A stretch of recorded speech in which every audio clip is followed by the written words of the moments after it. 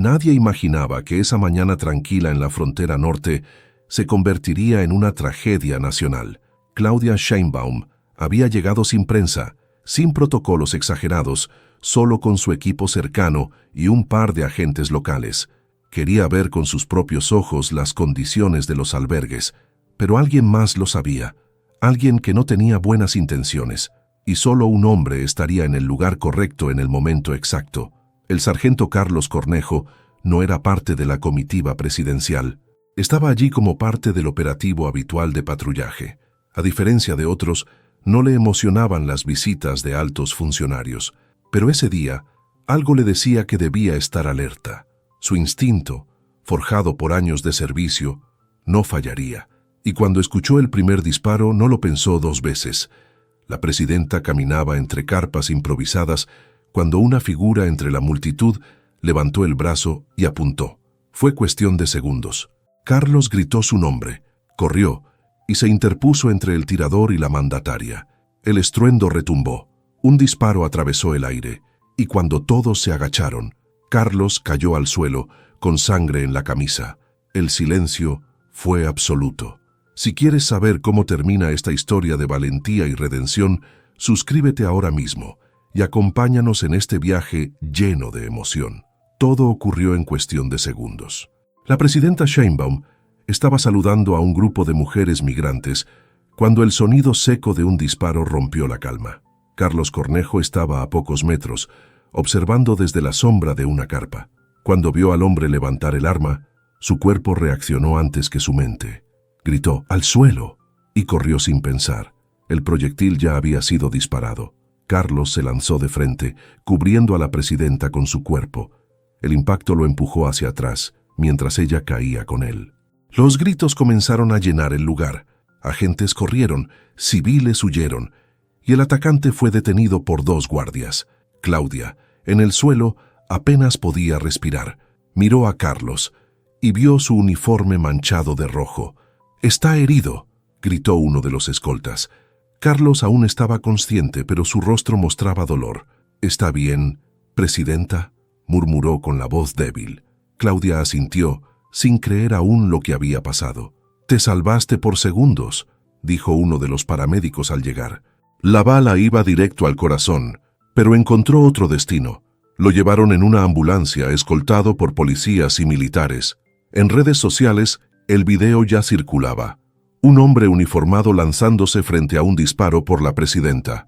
México entero lo veía. Algunos lloraban, otros aplaudían, todos preguntaban lo mismo. ¿Quién es ese hombre? Su nombre pronto estaría en todas las noticias, pero él solo pensaba en sobrevivir. Desde la camilla, entre sirenas y luces, Carlos alcanzó a ver a Claudia una vez más. Ella lo tomó de la mano. «Gracias, me salvaste la vida». Él sonrió, apenas. Solo hice lo que debía hacer. Luego cerró los ojos, y el mundo se volvió blanco por un instante. La historia de un héroe acababa de comenzar, con una bala que no debía ser suya. El hospital militar de Ciudad Juárez se llenó de agentes, cámaras y tensión. Carlos Cornejo ingresó al quirófano con una bala alojada cerca del pulmón. Los médicos no prometieron nada. «Hay riesgo de colapso», dijo uno. Afuera, Claudia Sheinbaum caminaba en círculos, con el rostro desencajado. Él no tenía que estar allí, pero me salvó sin dudar. La noticia estalló en todo el país. «Sargento se lanza ante bala y salva a presidenta», decían los titulares. En redes, su rostro se volvió símbolo de valor. Viejas fotos suyas, patrullando barrios humildes, rescatando niños, aparecían una tras otra. El país lo convertía en héroe, mientras él luchaba en silencio por respirar. Las redes pedían justicia, las calles, oraciones. La madre de Carlos llegó en la noche, llorando. «Siempre fue así, valiente y testarudo», dijo a los periodistas. Claudia la abrazó y prometió: «No dejaré que su sacrificio sea en vano». En su despacho firmó una condecoración inmediata, Orden del Águila Mexicana, para que su nombre quede en la historia. Pero en ese momento, lo único que importaba era que viviera. A la medianoche, Carlos despertó entre máquinas y luces tenues. Lo primero que vio fue a Claudia sentada a su lado, con lágrimas en los ojos. «¿Estás bien? Lo lograste», susurró ella. Carlos apenas movió la cabeza. Quiso hablar, pero la voz no salía. Claudia le apretó la mano. «No digas nada, solo descansa. El país entero te está esperando». Mientras tanto, el agresor era interrogado. Pertenecía a un grupo radical que buscaba hacer historia con un atentado político, pero no contaba con un hombre que rompería el protocolo y se interpondría entre él y el poder. Carlos no lo sabía, pero su acto no solo había salvado una vida, había salvado un gobierno, una nación, y tal vez a propia esperanza. Carlos despertó con el zumbido constante de monitores y la luz tenue de la habitación. Su cuerpo dolía, pero estaba vivo. En la mesa de al lado había una carpeta con sellos oficiales, flores y decenas de cartas escritas a mano. «Gracias por salvar a nuestra presidenta», decía una en papel de escuela primaria. Carlos no entendía del todo, hasta que encendió la televisión. Todos los canales hablaban de él. Entrevistas a su madre, sus antiguos compañeros, gente a la que alguna vez ayudó. «Carlos me sacó de un incendio hace años», decía una mujer. «Me enseñó a no rendirme», decía un joven con uniforme escolar. Era como si de pronto el país entero lo recordara. Carlos se sintió abrumado. No era su estilo ser el centro de atención. Claudia Sheinbaum regresó a visitarlo esa mañana. Llevaba ropa informal, sin cámaras ni discursos. Se sentó a su lado y le dijo: «No tengo palabras suficientes para agradecerte. Lo que hiciste cambió todo». Carlos la miró en silencio. Luego, con voz débil, murmuró: «No fue por política, fue por instinto. Nadie dispara frente a mí sin que yo reaccione». Claudia rió con suavidad. «Eso lo sé, pero también sé que tu instinto salvó algo más que una vida». Sacó una medalla de su bolso y la colocó sobre la mesa. «Esto es tuyo, te la ganaste con más que coraje». Carlos no supo qué decir. Nunca buscó premios, pero en ese gesto sintió que su dolor había valido la pena. No por la gloria, sino por el sentido. Esa noche, miles de velas se encendieron frente al hospital. Ciudadanos, policías, niños, ancianos, todos con carteles que decían: «Gracias, sargento». Carlos los vio por la ventana. Se le nublaron los ojos. Nunca pensó que su carrera terminaría así, con el país entero coreando su nombre. Pero algo le decía que no era el final, apenas o comienzo de algo mayor. Días después, Carlos fue dado de alta entre aplausos y cámaras. Caminaba lento, con una muleta y una faja en el torso, pero firme.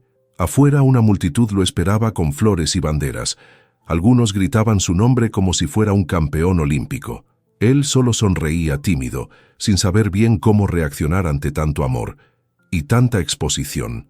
La fama llegó rápido y sin filtro. Invitaciones a programas, propuestas de libros, entrevistas exclusivas. Pero Carlos no buscaba eso.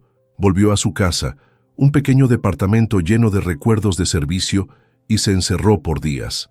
Cada sonido fuerte le hacía saltar. Cada vez que cerraba los ojos, revivía el disparo. No era solo un héroe, también era un hombre marcado. Un psicólogo del cuerpo policial lo visitó. «Tienes estrés postraumático, Carlos. No es debilidad, es humano». Al principio se resistió. «Yo estoy bien», repetía. Pero una noche, al ver a su madre llorar en silencio mientras lo miraba dormir en el sillón, entendió que algo debía sanar. No solo su cuerpo, su alma también estaba herida. La presidenta Sheinbaum le envió un mensaje personal. «Cuando quieras, quiero que nos veamos, pero no como presidenta, como alguien que te debe la vida». Carlos lo leyó en silencio y respondió con una palabra: «Pronto». No era rechazo, ni frialdad. Solo necesitaba tiempo para recomponer los pedazos de su interior, ahora rotos entre el deber y el trauma. Mientras tanto, en la calle, su nombre seguía vivo. Murales con su rostro aparecían en barrios humildes. Un niño disfrazado de él desfiló en una escuela, y en un noticiero alguien dijo: «Cornejo nos recuerda que aún existen personas que ponen la vida por encima del cargo». Pero solo Carlos sabía lo que costaba cargar esa medalla, porque ser héroe duele. Carlos aceptó la invitación una semana después. La cita fue discreta, sin prensa, en una residencia oficial alejada de la ciudad. Claudia lo esperaba en un jardín interior, vestida de forma sencilla, con una expresión de calma profunda. «Gracias por venir», dijo ella al verlo llegar con paso lento. Carlos asintió. «No vine por política, vine por respuestas». Se sentaron frente a frente, bajo una pérgola de madera. Por unos minutos solo se escuchaban los pájaros y la fuente cercana. «Pensé mucho en ti desde ese día», dijo Claudia. «No por el disparo, sino por lo que simbolizas». Carlos la miró sin entender del todo. «Simbolizo que estuve en el lugar equivocado, en el momento correcto», respondió. Ella sonrió con tristeza. «¿Y si fue al revés?», preguntó. «¿Y si estabas en el único lugar donde alguien aún se atrevía a proteger a otro sin pedir nada a cambio?» Carlos bajó la mirada. «Yo solo actué, no por ti, no por tu cargo, porque había una vida en peligro». Claudia asintió. «Y esa vida te estará agradecida siempre, pero también yo, como mujer, como persona». Hubo un silencio largo. Luego ella rompió la tensión con una pregunta inesperada. «¿Qué harás ahora?». Carlos respiró profundo. «No lo sé. El uniforme ya no pesa igual. Ya no patrullo con la misma cabeza. Tal vez me aleje. Tal vez ayude desde otro lugar». Claudia lo miró con respeto. «Tienes derecho a elegir tu paz, Carlos. Pero donde vayas, México irá contigo». Antes de despedirse, Claudia sacó un pequeño sobre. No es una medalla, es una carta, escrita por mí sin sello oficial. Carlos la recibió y prometió leerla en casa. Se despidieron con un apretón de manos, firme pero lleno de algo más. Al salir, Carlos no sabía qué haría mañana, pero por primera vez sentía que ya no cargaba solo con la bala. Alguien más agora dividía aquel peso. Carlos decidió tomar distancia de la ciudad. Volvió a su pueblo natal en Sonora, donde aún vivía su tía Carmen, rodeada de montañas secas y calles de tierra. Allí, la gente lo recibía como siempre, con tortillas recién hechas y abrazos sinceros. Nadie le preguntó por la presidenta. Solo lo miraban a los ojos y decían: «Qué bueno tenerte de regreso, mijo». Y eso le bastaba. Un día, caminando por la escuela primaria donde estudió de niño, escuchó su nombre en una voz aguda. Era un niño de unos 10 años, con mochila rota y zapatos gastados. «¿Usted es el sargento Cornejo?», preguntó con los ojos brillantes. Carlos asintió sorprendido. «Mi maestra nos contó lo que hizo. Yo también quiero ser valiente como usted». Aquella frase le llegó al alma, no por orgullo, sino por el eco que dejaba. ¿Cuántas veces él mismo soñó de niño con cambiar el mundo? ¿Y cuántas veces la vida lo puso frente a la injusticia sin permitirle reaccionar? Esa tarde, volvió a casa con una idea rondando su mente. Tal vez ya no patrullaría calles, pero podía patrullar conciencias, podía educar. Así nació su nuevo proyecto, Corazones Valientes, un programa comunitario para jóvenes. No se trataba de entrenarlos como policías, sino como ciudadanos. Enseñaba primeros auxilios, resolución de conflictos, protección civil. Cada clase comenzaba con la misma frase: «Un héroe no es quien recibe aplausos, sino quien actúa cuando nadie mira». Carlos ya no usaba uniforme, pero todos lo llamaban sargento con cariño, porque entendieron que no era el título lo que lo hacía especial, sino su forma de mirar a los demás. En ese pequeño rincón del país, donde el polvo cubría los techos y el calor quemaba la piel, un hombre que se interpuso ante una bala plantaba nuevas semillas. Y el país seguía escuchando su nombre. Carlos no esperaba aquella llamada. Era un número oficial, con voz formal del otro lado. «La presidenta Sheinbaum desea hablar con usted personalmente». Dudó unos segundos antes de aceptar, no porque no quisiera, sino porque sentía que su capítulo en la ciudad ya había terminado. Aún así, la curiosidad pudo más. Minutos después, la voz de Claudia llenó el auricular.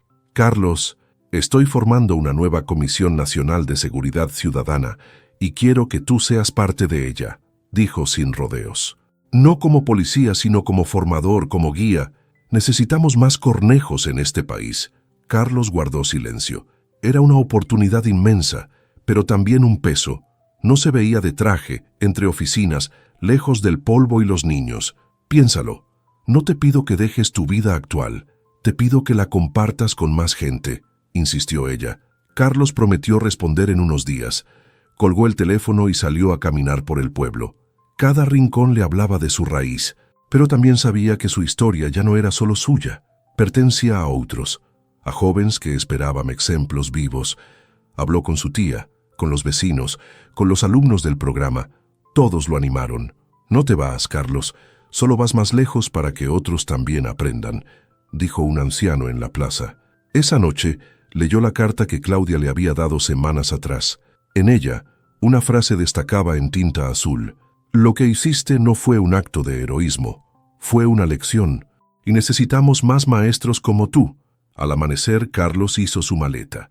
No llevaba uniforme ni armas, solo libros, una libreta de notas y una foto de su madre sonriendo. Volvería a la ciudad, pero no como antes. Esta vez no iría a detener el mal con fuerza, sino a encender el bien con palabras. Y mientras el autobús se alejaba del pueblo, los niños corrían tras él gritando: «Gracias, sargento». Carlos llegó a la capital y fue recibido con respeto, pero también con miradas curiosas. Algunos lo recordaban como el héroe, otros como el obstáculo que ahora ocupaba un lugar de poder sin haberlo buscado. La comisión donde trabajaría era diversa: exmilitares, sociólogos, psicólogos. Su papel era diseñar programas comunitarios de prevención, pero no todos lo querían allí. En la segunda reunión de equipo, reconoció un rostro que le heló la sangre: el teniente Salgado. Años atrás, habían tenido un enfrentamiento fuerte por corrupción en un operativo fronterizo. Salgado había sido removido, y ahora estaba de vuelta con traje y sonrisa cínica. «Miren quién volvió como estrella nacional», dijo en voz baja. Carlos solo respondió con mirada firme.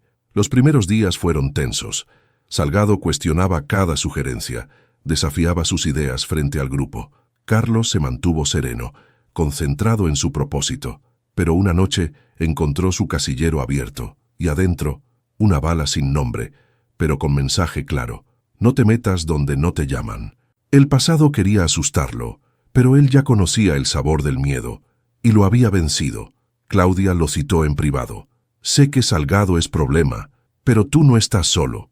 Te puse aquí porque confío en ti». Carlos agradeció el respaldo, pero no quería protección política.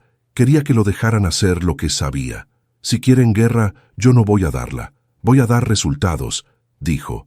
Y esa frase empezó a cambiar el ambiente, porque donde otros hablaban, él actuaba. En pocas semanas, su proyecto piloto en barrios olvidados redujo incidentes violentos en un 40%. Las cámaras comenzaron a ignorar a Salgado y a enfocarse en lo que Carlos lograba con libros, diálogo y presencia. El pasado intentó detenerlo, pero el presente ya hablaba por él, y los jóvenes una vez más volvían a encontrar en el sargento Cornejo algo que el país creía perdido: dignidad. Una mañana, mientras revisaba informes en su oficina, una secretaria llamó a la puerta. «Sargento, hay una visita para usted. No tiene cita, pero dijo que usted entendería si le digo su nombre: Emiliano». Carlos se quedó en silencio. Ese nombre tenía un rostro: un niño de un albergue fronterizo que él había rescatado años atrás y nunca volvió a ver. Emiliano ya no era un niño. Ahora tenía 17 años, llevaba una mochila gastada y los ojos aún brillantes. «Quería darte las gracias. Tú me salvaste la vida, y hoy vine a decirte que gracias a eso quiero estudiar criminología». Carlos lo miró sin poder hablar. Lo abrazó con fuerza, como quien se encuentra con una parte olvidada de sí mismo. Pasaron horas hablando.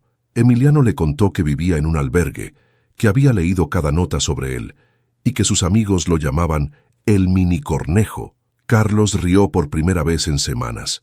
«No necesitas ser como yo, necesitas ser mejor». Antes de irse, Emiliano le pidió algo: «¿Puedo hacer mis prácticas contigo?». Carlos no dudó. «A partir de mañana, eres parte del equipo». Esa tarde, mientras caminaban juntos por un centro juvenil, Carlos vio algo que lo estremeció. Jóvenes escuchando atentos, participando, cambiando. Pensó en todo lo vivido, en las balas, en las traiciones, en la sangre, pero también en los abrazos, en las cartas, en las semillas plantadas. Entendió que su herida no había sido en vano. Había abierto un camino que otros empezaban a seguir. Cuando regresaron a la oficina, encontró sobre su escritorio un sobre sin remitente. Dentro una simple hoja blanca. «Gracias por no rendirte, Carlos. México necesita más hombres como tú». No había firma, pero supo quién la había escrito.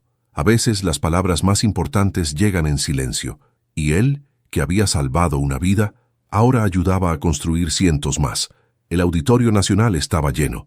Líderes políticos, académicos, artistas y ciudadanos comunes se reunían para la ceremonia anual del reconocimiento al mérito cívico.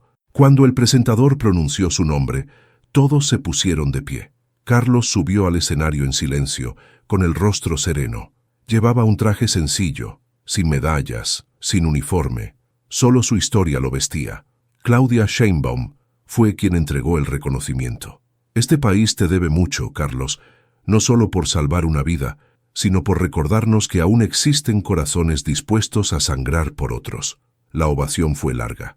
Carlos respiró hondo y tomó el micrófono. No soy un héroe. Solo reaccioné. El verdadero mérito está en los jóvenes que hoy deciden no tomar un arma y sí un cuaderno. Afuera del recinto, mientras las cámaras seguían enfocadas en el evento, una escena sencilla pasaba desapercibida. Un grupo de jóvenes de diferentes estados con camisetas que decían «Soy Cornejo» organizaban una colecta para reconstruir una escuela en la frontera. Lo hacían en honor a él. Carlos los vio desde una ventana y sonrió. Aquello era lo que realmente valía.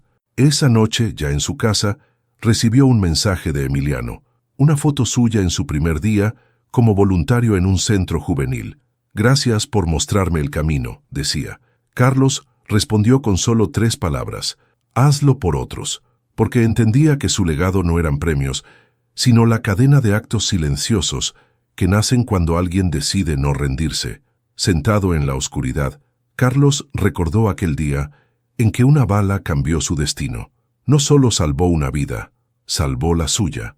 Y en cada joven, en cada aula, en cada historia nueva, algo de él seguiría viviendo, porque los héroes de verdad no esperan aplausos, solo desean que el mundo sea un poco más justo cuando ellos ya no estén. Gracias por acompañarme hasta el final de esta historia. Cuéntame en los comentarios, del 0 al 10, ¿qué nota le das al Sargento Cornejo? Y si quieres más historias como esta, suscríbete y comparte. Hay muchas más por contar.